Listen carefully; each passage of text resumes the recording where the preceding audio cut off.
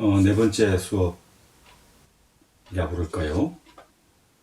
네 번째 대화를 시작하겠습니다. 지난 강좌를 잠깐 보고 진행을 하겠는데요. 저번 시간에 이제 다나천년이 불상을 불태우는 것에 대한 이야기를 했죠. 그러한 어떤 다나천년의 어떤 그 진리에 대한 어떤 열망, 가짜 진리를 받아들일 수 없다라고 하는 어떤 그야말로 눈 푸는 납자들의 그러한 치열함 같은 것은 나중에 이제 인재 정도로 오면은 살부살조, 부처님을 만나면 부처님을 죽이고 조사를 만나면 조사를 죽여라. 부처님의 말씀이거나 조사의 말씀이라 할지라도 그것이 고정되어 있는 상태로, 죽어버린 상태로 말 그대로 내가 그것을 수용해서는 그것은 부처도 조사도 아니고 마구니에 불과하다 라고 하는 그러한 뜻, 그러한 것에 대한 이야기를 지난 시간에 했습니다. 오늘은 그 불가에서 말하는 그 도에 대한 치열함이 이웃에 있는 유교와 도가사상과의 어떤 관계에 대해서 조금 살펴보고 또 앞으로 그러다가 말하다, 다니다, 가다, 따르다 같은 동사가 되고 그 다음에 그런 구체적인 동사가 사람이 행해야 할 규범과 같은 추상적인 뜻으로 변하고 더 나아가서 천지만물의 근원이고 현상을 지탱하는 형이상학적 원리와 같은 이야기를 하다가 이제 마침내 종교적인 어떤 색채를 띠게 됩니다. 그래서 종교적으로 깊이 깨친 경지를 대개 이제 도를 얻었다, 도를 득했다 그러죠. 그 다음에 이제 그런 깊은 경지로 가기 위해서 공부하는 사람을 우리가 보통 도 닦는다. 그리고 그런 사람을 도인 그럽니다. 도가의 도, 불교의 도에 대해서 이야기하겠습니다. 유교에서 말하는 도는 공자의 정명론이라는 말로 대표되어집니다. 정명론이라고 하는 말은 말 그대로 각자의 이름에 걸맞는 덕을 모든 사회 구성원이 실행한다면 이 세상은 좋아질 것이다. 이 세상이 이렇게 어지러운 이유는 각자가 이름에 걸맞지 못한다. 넘친다는 얘기겠죠. 이름에 넘치는 행동을 하기 때문이다 라고 이야기를 해야 됩니다. 그러니까 공자의 정명론은 다른 말로 하면 명분론이죠. 명분론. 도가는 조금 다릅니다. 도가는 공자가 말한 어떤 이야기가 문제가 많다고 보는 거죠. 왜냐하면 공자의 도에는 사람만 있습니다. 좀 이따 공부를 하겠지만 군군, 신신, 부부, 자자죠. 임금은 임금답고 신하는 신하답고 부모는 부모답고 자식은 자식답다라고 할 때 그 답다라고 할 때 이제 임금의 권리와 임금의 어떤 책임이 같이 가는 것입니다. 그에 비해서 도가는 육아와 같이 길을 이야기하지만 도가가 말하는 길은 사람이 그 길의 일부분을 차지합니다. 쉽게 말하면 1차선은 사람이 가는 길이고 2차선은 소가 가는 길이라면 3차선은 강이 가는 길이고 4차선은 되게 지렁이가 가는 길입니다. 각자 가는 길이 다르죠. 그럴 때 언제 문제가 생기는가 하면 길의 법칙이 깨질 때 문제가 생기는데 길의 법칙을 누가 깨느냐 라고 봤을 때 노자가 보기에는 길의 법칙은 강이 깨는 것도 아니고 호랑이가 깨는 것도 아니고 토끼가 깨는 것도 아니고 풀이나 나무가 깨는 것도 아니고 누가 깨느냐라고 할 때 사람이 깬다. 따라서 사람이 모든 우환의 시작이자 끝이다. 라고 해서 무의자연, 인위적인 사람이 일부러 하는 것이 없는 스스로 그러한 것이 바로 도의 경지다. 요즘 말하면 문명이라고 하는 것은 필요 없다. 문명 이전의 시대로 가자라고 하는 게 이제 노자의 방식이죠. 그 다음에 이제 이 불교의 방식은 중도라고 하는 중도. 중도라고 하는 말은 육아에서 말하는 중용이란 말하고도 아주 유사한 뜻입니다만은 깊이 들어가면 조금 달라집니다. 그런 건 또 차차 이야기. 중도라고 하는 것은 중도라고 하는 구체적으로 팔정도 등의 어떤 수행 방식인데요. 이것은 다른 말로 하면 영기 혹은 대성적 용어로 하면 공입니다. 자, 따라서 영기 혹은 공의 법칙에 맞게 사는 것은 중도죠. 저번 시간에 그런 얘기를 했죠. 종이는 있다, 종이는 없다라고 할 때 아주 근본적으로 보면 종이는 없죠. 왜? 종이는 스스로 있는 것이 아니니까. 따라서 종이는 없습니다. 그걸 공이라고 그러죠. 무라고 그러지 않습니다. 그 다음에 우리나라에 보이는 종이는 있죠. 따라서 불교는 공이라고 하는 것과 유라고 하는 것이 서로 긴장하고 있죠. 공이 유가 되기도 하고 유가 공이면 일종의 상적 관계입니다. 이런 관계, 공과 유의 중심을 잡는 걸 중도라고 그러죠. 그걸 연기라고 그러고 모든 불가, 부처님이나 조사들의 수행의 궁극적 목적은 중도를 다시 이제 유불도에 대해서 약간 상세하게 좀 볼까요? 유교라고 하는 건 유가라고 하기도 하고 유교라고 하기도 합니다. 어쨌든 중심 인물은 이제 공자와 맹자, 여기 이제 원시 유교의 중심 인물이 되겠고, 그 다음에 신유교, 우리가 말하는 성리학에서 말하는 어떤 중심 인물은 주자가 되겠습니다. 어쨌든 공자와 맹자와 주자가 유교의 가장 중심 인물이라고 볼 수 있는데, 그들은 공이 모든 모든 사람과 사람 사이의 관계를, 모든 것을 인간이 아닌 것에는 별 관심이 없었죠. 따라 그들이 이야기하는 것은 인간 사이의 윤리와 도덕적인 면입니다. 자, 따라서 임금은 임금답고, 신하는 신하답고, 부모는 부모답고, 자식은 자식답게 사는 것이 도의 실천이다 라고 하고, 그런 임금은 임금답게 사는 사람을 공자는 군자라고 그랬고, 맹자는 대장부라고 그랬고, 우리 고려시대나 조선시대는 선비라고 그랬고, 모두 이런 군자와 대장부와 선비가 다 뭐가 됩니까? 도인입니다. 도인. 따라서 도는 인간의 가치 기준이죠. 인간계를 중심으로 세상을 이해하는 하나의 방법이 도가 됩니다. 그리고 가장 인간답게 사는 길은 바로 공자가 말한 군군, 신신, 부부자자입니다. 공자는 논어에서 말했죠. 아침에 도를 들으면 저녁에 죽어도 좋다, 이런 말을 했습니다. 그럴 때 그 말을 우리가 들을 때 공자가 어떤 궁극적인 어떤 진리나 원리, 하늘의 이치를 파악하면 이렇게 들을 수가 있죠. 그 소리가 아닙니다. 공자가 말한 도는 세상을 뛰어넘는 절대적인 도가 아니라 윤리적인 삶에 대한 다짐과 언급이죠. 예를 들어서 아침에 부모가 부모답고 자식이 자식답고 임금이 임금답고 신하가 신하답다는 그런 말을 듣고 그런 세상을 보게 되면 더 이상 이해가 없다는 거죠.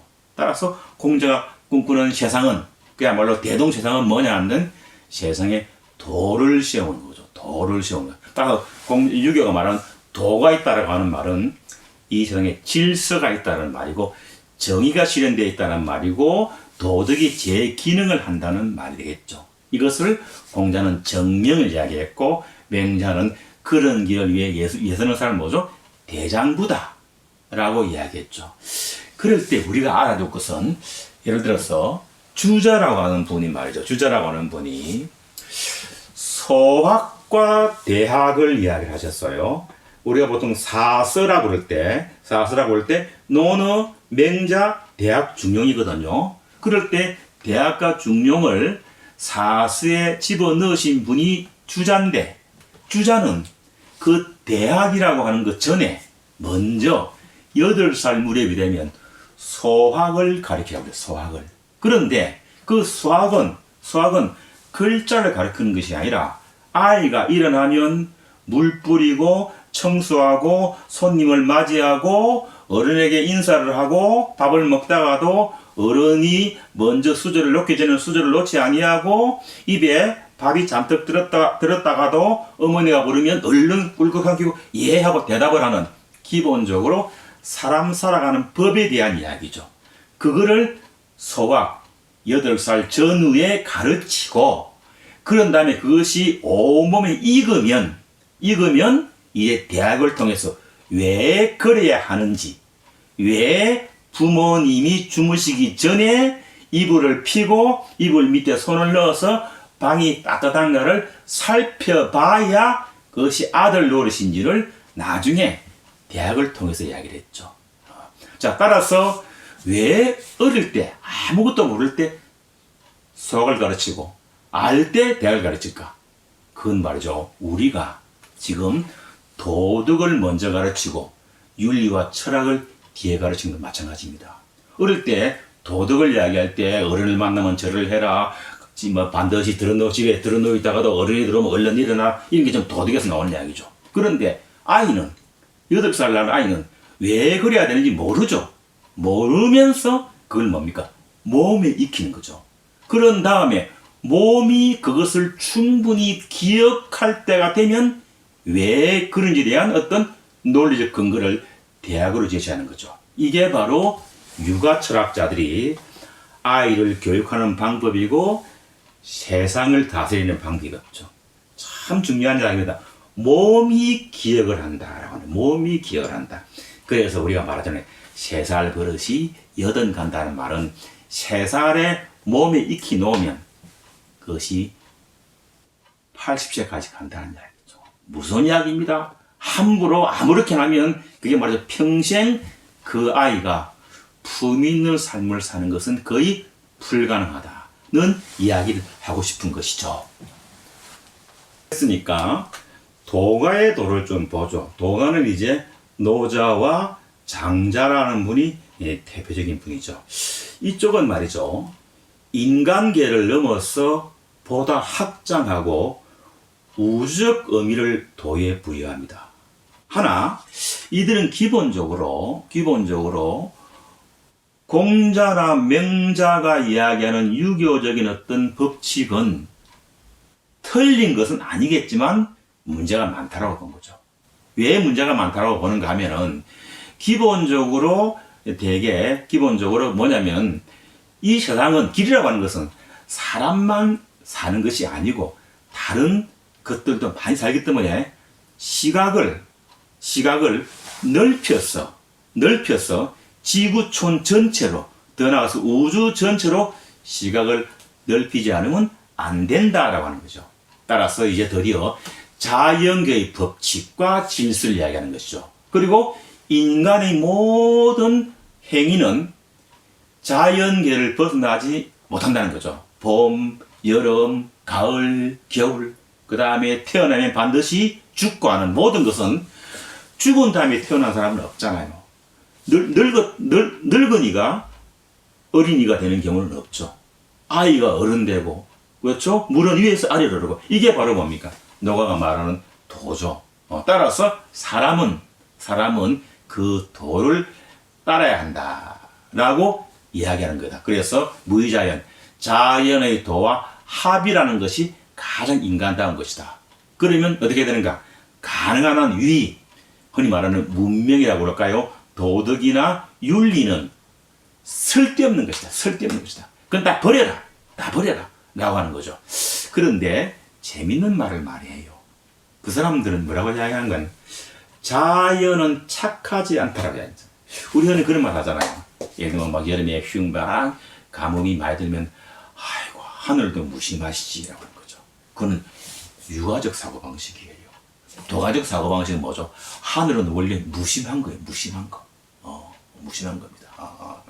자, 따라서 무심하다고 보면 말이죠. 무심하다 보면 하늘은 기본적으로 수박은 여름에 먹게 만들어 놓은 거죠. 수박은 여름에 먹게. 이제 그런데 우리 인간은 문명이라는 이름으로 비닐하우스를 만들고 그 비닐 아우산이 뭐죠? 그 안에 들어있는 수박을 속이죠. 속여서 그들이 여름인 줄 알고 마음껏 크게 만들어서 봄에 뭡니까? 수박을 만들죠. 그러면 이게 뭡니까? 도가 되게 되면 하늘을 속이는 것이 되는 거죠. 하늘을 속이는 겁니다. 그래서 제철에 나는 음식을 먹어야지 제철에 나는 음식을 먹지 않으면 그때부터 하늘을 속이는 것이고 몸은 병든다. 이렇게 이제 보는 거죠. 그 다음에 그 사람들은 또 뭐라고 이야기하는가 하면 이렇게 기가 막히게 봄, 여름, 가을, 겨울 생각해 보면 말이죠. 봄, 여름, 가을, 겨울, 봄, 여름, 가을, 겨울 가끔은 봄, 봄, 가을, 가을 하든지 아니면 겨울, 여름으로 하든지 뭐가 바뀌면 되는데 안 바뀌잖아요.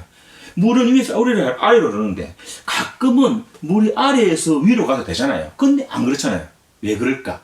라고 할 때 이 세상을 짓고 이 세상을 있게 만든 존재가 있다고 보는 거죠. 그 존재가 뭐냐라고 봤을 경우에 그 존재는 조물주라고 말할 수 있는데 그런데 우리는 사실은 몰라요. 그러니까 집을 지었는데 목수가 있으니까 집을 지었을 것이다 라고 하지만 우리는 그 집을 지은 사람이 목수라고 추정할 뿐이지 목수인지는 모른다는 거죠.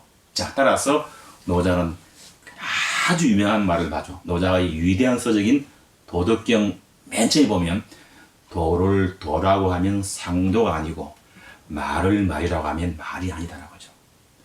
도를 도라고 말하면 이미 도가 아니고 이름할 수 있는 이름은 이미 이름이 아니라는 말입니다. 이 말은 무슨 말인가 하면 이 세상을 만든 어떤 원인이 있겠지만 그 원인을 노자는 무엇라고 이름을 붙여야 되니까 우리는 이름을 통해 살아가는 사람이니까 이름을 붙여야 되니까 그걸 뭐죠? 도라고 이름을 붙입니다. 근데 그 도는 억지로 이름 붙인 것에 불과하죠.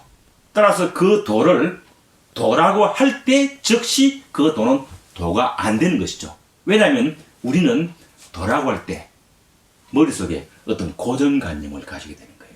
그래서 고정관념을 가지고 내가 보고 싶은 도, 어떤 사람은 그걸 신이라고 볼 것이고 어떤 사람은 그걸 어떤 정신이라고 볼 것이고 어떤 사람은 순수 이성이라고 볼 것이고 그 보는 것들, 그 보는 것으로 본다는 거죠.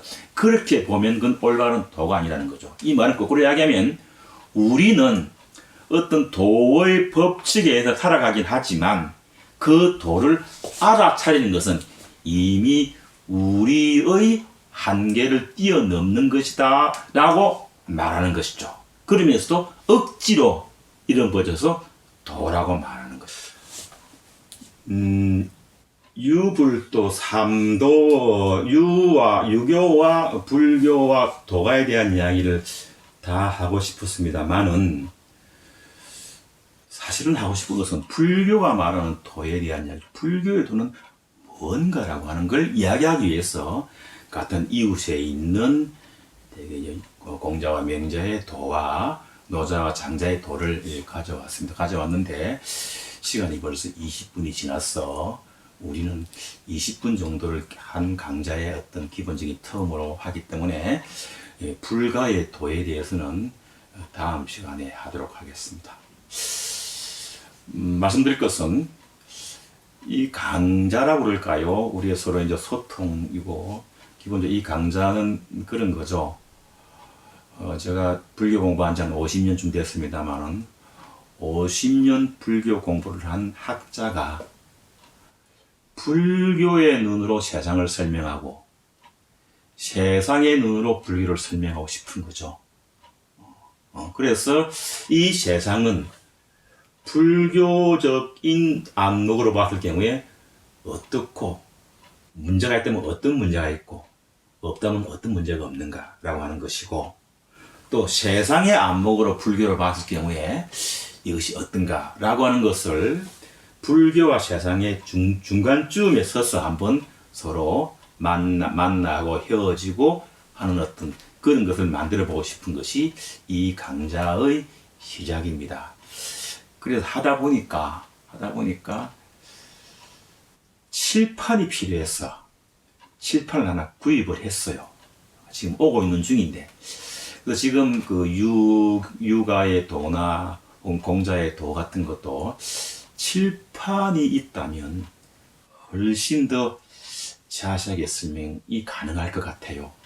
그래서 다음 시간부터는 칠판을 가져다가 수업을 좀 하고 그러겠습니다. 되게 이제 내려 밑에 기본적으로 네이버 메일 주소가 나가고 전화번호가 나가니까 수업 중에 여러분하고 내하고 생각이 좀 다르거나 반론을 이야기하고 싶거나 혹은 뭐 질문을 하고 싶으면 메일을 주시면 같이 소통하고 대화하고 공부의 세계에는 고집이라고 하는 것은 옳지 못하죠.